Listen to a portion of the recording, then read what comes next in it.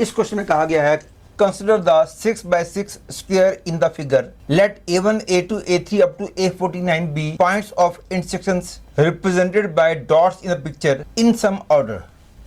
We say that ai and aj are friends if they are adjacent along a row or along a column. Assume that each ai has an equal chance of being chosen. And you have to answer the question number 16 and 17. Question number 16 says that let pi be the probability that a randomly chosen point has I many friends, where I is 0, 1, 2, 3 or 4. Let x be a random variable such that for I equal to 0, 1, 2, 3, 4, the probability that px equal to I is pi. Then the value of 7ex is, you have to fill in the blank. And this is the 6x6 square given in the question. और question number 17 में बोला गया है two distinct points are chosen randomly out of the points a1, a2, a3 up to a49.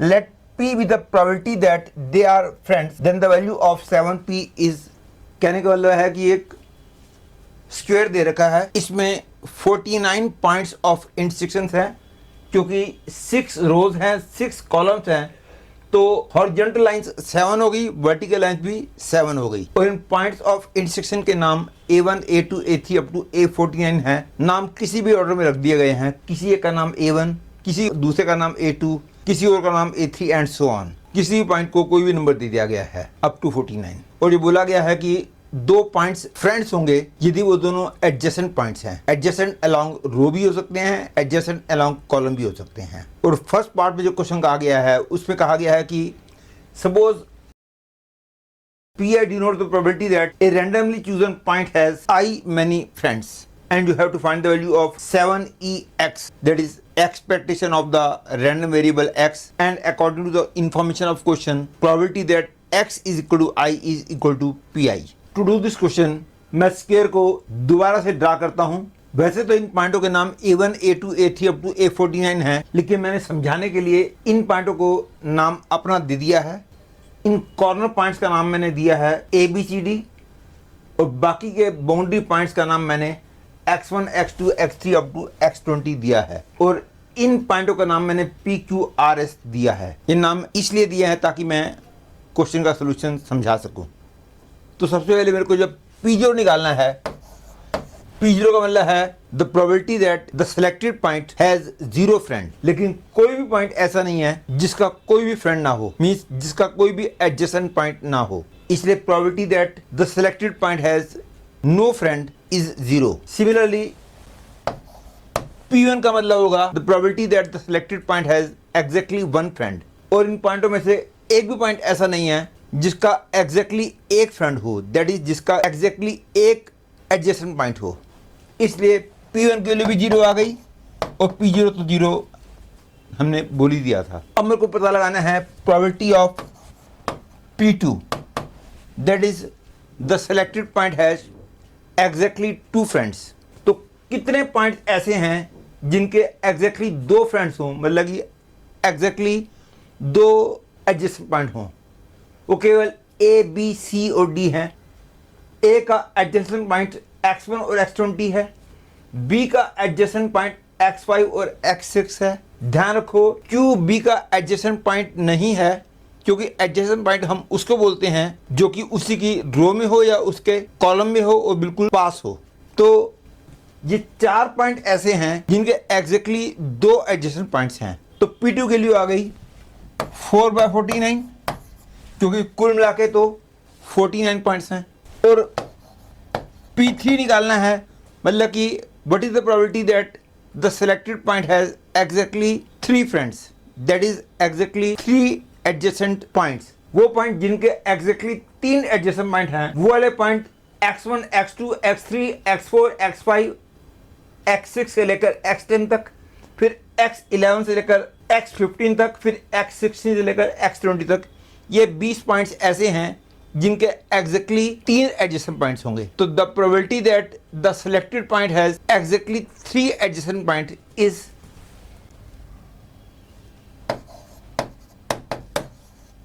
20/49। और P4 निकालना है, P4 का मतलब है कि the probability that the selected point has exactly 4 friends. तो जिन पॉइंटों के 4 फ्रेंड्स हैं, मतलब कि 4 एडजेसेंट पॉइंट्स हैं, वो वाले point this this this this this this this this this this कुल मिला के ये 25 पॉइंट्स ऐसे हो गए जिनके एग्जैक्टली 4 फ्रेंड्स होंगे। 5 ये हो गए, 5 ये, 5 ये, 5 ये और ये 5, दैट इज 25। और हमने यदि प्रोबेबिलिटी डिस्ट्रीब्यूशन बनानी हो,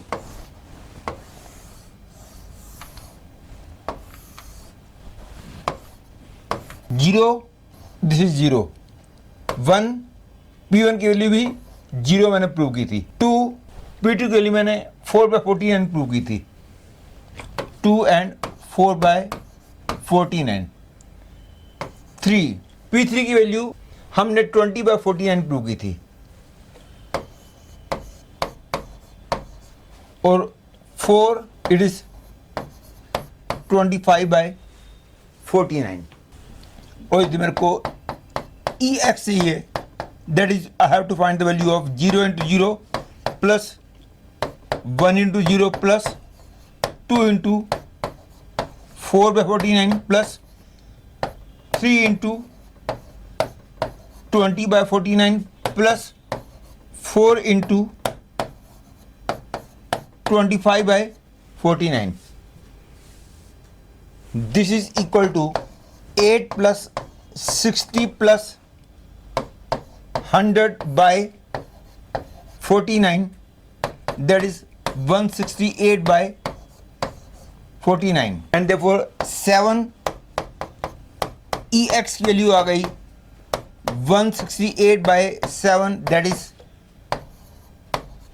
24। तो 7 EX की वैल्यू आ गई 24।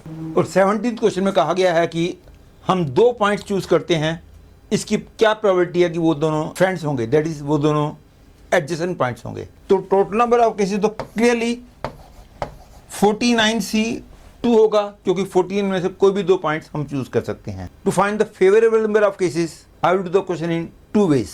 और अब मैं उन 2 पॉइंट्स को चूज करने की प्रोबेबिलिटी निकालने जा रहा हूं जो दोनों पॉइंट्स एडजेसेंट पॉइंट्स होंगे, और वो एडजेसेंट पॉइंट्स अलोंग रो भी हो सकते हैं या अलोंग कॉलम भी हो सकते हैं। How to find the favorable number of cases, वो दोनों adjacent points यदि फर्स्ट लाइन में होंगे तो this can happen in 6 ways, क्योंकि AX1 या X1X2 या X2X3 या X3X4 या X4X5 या X5B, या वो 2 adjacent points along second line भी हो सकते हैं, this also can happen in 6 ways, या थर्ड लाइन में हो सकते हैं, this can also happen in 6 ways. कुल मिला के 7 हॉरिजॉन्टल लाइंस हैं, इसलिए वो दोनों adjacent points along same horizontal line होंगे। This can happen in 7 into 6, that is 42 ways. या फिर वो 2 adjacent points along same vertical line होंगे, this also can happen in 42 ways. तो कुल मिला के 42 plus 42, that is 84 possible cases are there in which the 2 points chosen are adjacent points। और क्योंकि total number of cases 49C2 थे, तो इसलिए प्रोबेबिलिटी हो गई 84/49C2। ये 84 आंसर जो है, इसको निकालने का अल्टरनेटिव वे अब मैं बताने जा रहा हूं। आपको याद होगा कि मैंने प्रूव किया था कि ABCD ये 4 पॉइंट्स ऐसे हैं जिनके एग्जैक्टली 2 एडजेसेंट पेयर्स हैं। जैसे A का हो गया X1 और A का हो गया X20, तो एक एडजेसेंट पेयर हो गया AX1 एंड AX20। ऐसे ही B के लिए BX5 एंड BX6। तो 8 पेयर्स तो ऐसे हो गए जिनमें A, B, C और D इन्वॉल्व हैं, और 60 पेयर्स वो आएंगे जिनमें X1, X2, X3, X4 and so on up to X20 इनमें से कोई एक इन्वॉल्व होगा। क्योंकि यदि मैं उन पेयर्स की बात करूं जिसमें X1 इन्वॉल्व होगा, वो होगा X1A, X1P एंड X1X2। जिनमें X2 इन्वॉल्व होगा वो हो गए X2, X1, X2 and this point, and x2 x3। इस तरह से 60 पेयर्स ऐसे होंगे जिनमें x1 x2 x3 up to x20 में से कोई एक इन्वॉल्व होगा। और क्योंकि बाकी 25 पॉइंटों का हर एक का 4 एडजेसेंट पॉइंट्स हैं, तो इन 25 पॉइंटों की हेल्प से 100 pair of friendly points can be chosen. क्योंकि यदि मैं P को लेता हूं तो P को यूज करते हुए 4 फ्रेंडली पेयर्स हो सकते हैं, Px1, P this point and Px20। तो कुल मिला के 25 into 4 दैट इज 100 पेयर्स ऐसे आ गए जो अंदर वाले पॉइंटों की हेल्प से बने हैं। अब आपको देखने में लग रहा होगा कि ये तो ज़्यादा आ गए, पिछली बार तो हमको 84 पेयर ऑफ पॉइंट्स मिले थे, but first let me complete it. तो कुल मिला के 8 plus 60 plus 100 pair of points हमको मिल गए हैं, दैट इज 168। लेकिन ध्यान देने वाली बात यह है कि ये 168 में हर एक पेयर को मैंने 2 बार गिन लिया है, क्योंकि जैसे मैंने AX1 गिना था और जब मैं X1 के पेयर गिन रहा था तो X1A गिना था मैंने। AX1 और X1A है तो सेम पेयर, इसलिए 168 का हमको आधा करना होगा और 168 का आधा 84 है। In this way we have selected 84 pair of points which are friendly points. Therefore, in this case, the probability becomes 7 into 84 upon 49C2, and this is 7 into 1 by 14, that is 1 by 2. Therefore, the value of 7p is 1 by 2.